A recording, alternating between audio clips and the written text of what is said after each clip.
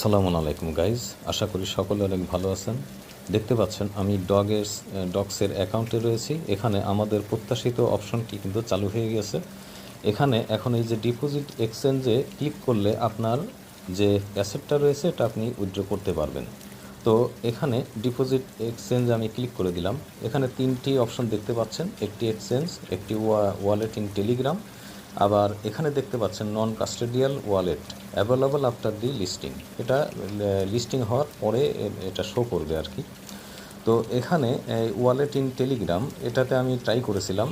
এখানে আপনার যে ওয়ালেটটা যে ওয়ালেট রয়েছে টেলিগ্রামে সেটা কানেক্ট হলে সেই অ্যাড্রেসের সাথে এটা মিলছে না, যার কারণে এটা আমি স্কিপ করলাম। এক্সচেঞ্জে রেখে আমি কন্টিনিউতে ক্লিক করে দিচ্ছি।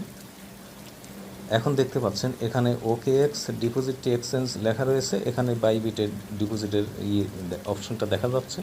তো এখানে OKXের যে এটা আর কি এক্সচেঞ্জটা বাংলাদেশে অ্যাভেলেবল নাই। এখানে বাংলাদেশের জন্য OKXের এক্সচেঞ্জ আমরা করতে পারিনি বা করা যাচ্ছে না। তো সেহেতু বাইবিটটা আমরা ইউজ করতে পারি, সেহেতু আমি বাইবিটসটা সিলেক্ট করে নিলাম। সিলেক্ট করে আমি সেন্ড হেয়ারে ক্লিক করে দিলাম। এখন দেখতে পাচ্ছেন এখানে রয়েছে ইয়েস আই হ্যাভ ইট। এখানে বলছে do you have an Bybit account, মানে আপনার বাইবিট অ্যাকাউন্ট আছে কি না। এখানে ক্লিক করে দিলাম নিচে। ক্লিক করার পরে এখানে দেখতে পাচ্ছেন বাইবিট ইউআইডি, ডিপোজিট অ্যাড্রেস এবং মেমো। এখন আমরা বাইবিটে চলে যেতে পারি। এখানে দেখতে পাচ্ছেন এখানে এই যে ওয়ালেটে যদি ক্লিক করি, ওয়ালেটে ক্লিক করলে আমাদের এই যে ডিপোজিটে ক্লিক করব। ডিপোজিটে ক্লিক করে এই অপশনটা সিলেক্ট করবেন, এই যে ডিপোজিট ক্রিপ্টো এইখানে সিলেক্ট করবেন। সিলেক্ট করে এখানে সার্চ বারে আপনি লিখবেন ডগস। আমি ডগস লিখলাম, ডগস লিখে সার্চে দিলাম। এটা কিন্তু এখানে ডিপোজিট কিন্তু অ্যাভেলেবল নেই। এখন আমি হোমে ক্লিক করলাম। হোমে ক্লিক করার পরে এখানে এই যে উপরে যে ম্যান আইকন আছে, ম্যান আইকনে ক্লিক করলে এই যে ইউআইডি এখানে দেখতে পাচ্ছেন। ইউআইডিটা কিন্তু এখানে আপনার আচ্ছা আমি দেখে যাচ্ছি।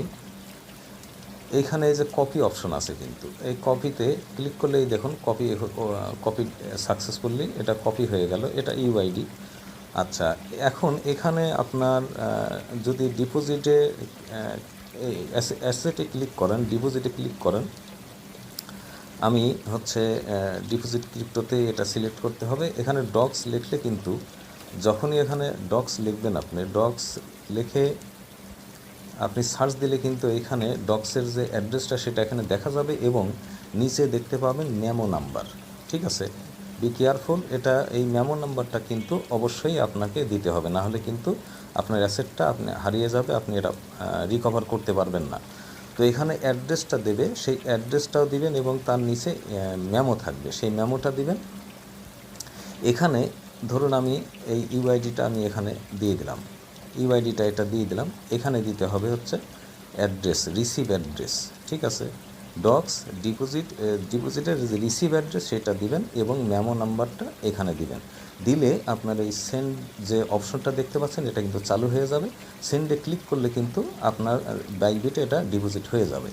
তো এখন যেহেতু এখানে ডিপোজিটের ইটা এখনও চালু হয়নি বাইবিটে এবং এখনও সময় রয়েছে, 20 তারিখে যেহেতু এটা লিস্টেড হবে, তো আমাদেরকে এটা এখন অপেক্ষা করতে হবে, অপেক্ষা করা উচিত। কেননা এটা কিন্তু দেখা যাচ্ছে যে বাইন্যান্সের লিস্টেডের কিন্তু অপশনটা চলে আসতে পারে এবং তাদের অ্যানাউন্সমেন্টটা আসতে পারে এবং আমরা বাইন্যান্স এটা লিস্টেড করতে পারে, সে সুযোগটা আসতে পারে। সেহেতু আমাদেরকে এখনই কোনো কিছু না করে আমি মনে করি যে ওয়েট করতে হবে 20 তারিখ পর্যন্ত। 20 তারিখের আগে কিন্তু আমরা এটা সেন্ড করতে পারবো। ঠিক আছে, তো সেহেতু আপনারা আমি যেটা রিকমেন্ডেড করি, আপনারা প্রত্যেকেই ওয়েট করবেন, এটা তাড়াহুড়ার কিছু নেই। আর টেলিগ্রাম ওয়ালেটে এটা সেন্ড করার দরকার নেই।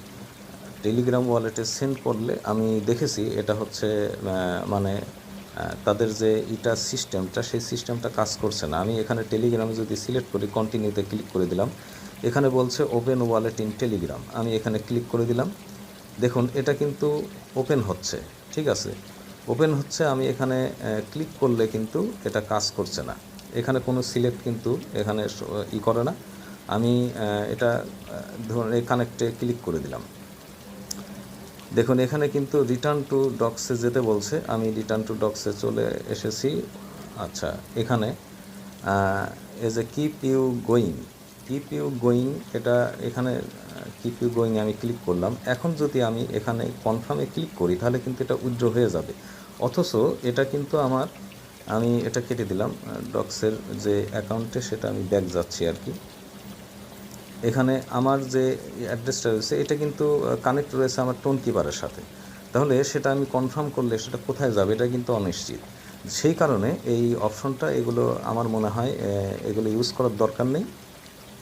আপনারা সময় মতো ডিরেক্ট এক্সচেঞ্জে সেন্ড করবেন। তো এই ছিল আপডেট, আপনারা এইভাবে দেখে করবেন এবং অপেক্ষা করুন পরবর্তী অ্যানাউন্সমেন্টের জন্য। তো সবাইকে ধন্যবাদ, আবার দেখা হবে অন্য কোনো ভিডিওতে। সালামু আলাইকুম।